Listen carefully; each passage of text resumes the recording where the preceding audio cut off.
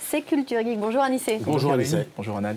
On est totalement raccord, c'est la journée de Dali. On va continuer à parler art donc dans Culture Geek, mais d'art numérique. Oui, d'art numérique et notamment d'œuvres d'art qui ne sont possibles qu'uniquement grâce au numérique. On connaît, les mamans connaissent la peinture avec les doigts que font les petits-enfants. Imaginez la peinture qui est faite par des danseurs. Regardez, c'est assez bluffant. C'est quelqu'un qui danse et en fait, ses mouvements sont reproduits en peinture virtuelle sur un grand écran et en 3 dimensions. Et donc, ça fait ces arabesques de couleurs qui sont assez incroyables. On fait de la capture de mouvements, on reproduit les mouvements en 3D et on laisse une espèce de traînée comme ça derrière chacun des mouvements. Alors là où ça va assez loin, c'est qu'on peut animer aussi la traînée. Et là, c'est encore plus bluffant.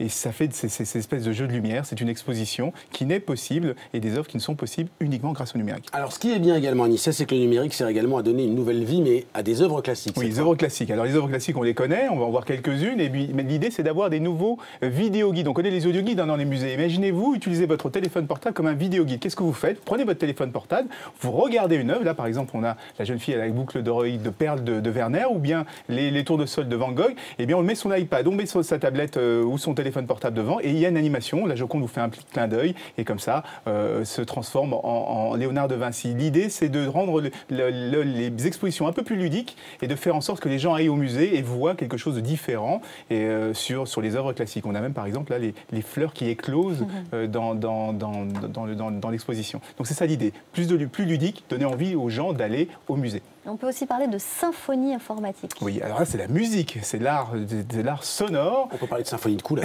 Voilà, par exemple, c'est juste histoire d'embêter un peu. C'est juste histoire de la ramener. De dire quelque chose.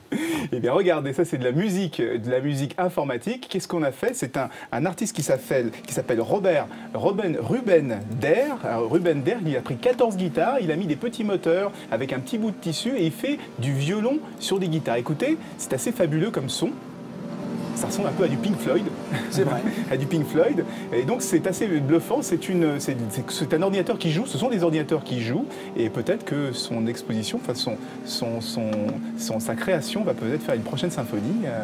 C'est assez joli quand même. Hein. C'est magnifique. C'est magnifique. Généré par ordinateur, totalement, avec des guitares violon. Et bon, on va se quitter là-dessus. Merci Anissé.